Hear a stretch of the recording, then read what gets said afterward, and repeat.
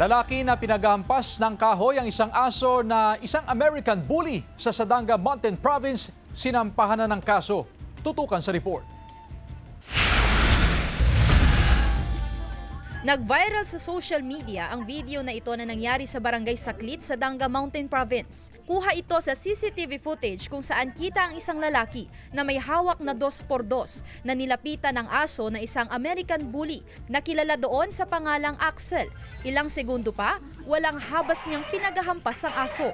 Nakailang palo ang lalaki, ngunit nakatakbo pa ang aso. Gayunman, hinabol pa rin ito ng lalaki at itinuloy ang pamamalo hanggang sa mamatay ang aso. Mabilis na nag-viral sa social media ang video. Pare-pareho ang nais ng karamihan, ang hustisya para kay Axel. Kinondina ni Mayor Wanawan ng Sadanga Mountain Province ang marahas na pagpatay sa aso.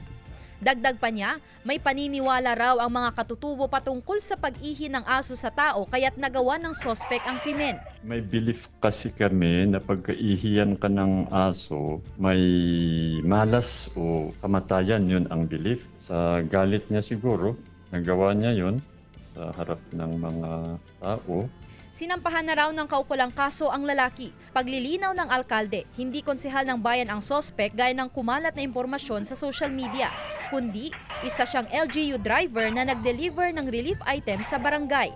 Samantala, mariinding kinondina ng Animal Kingdom Foundation ang krimen.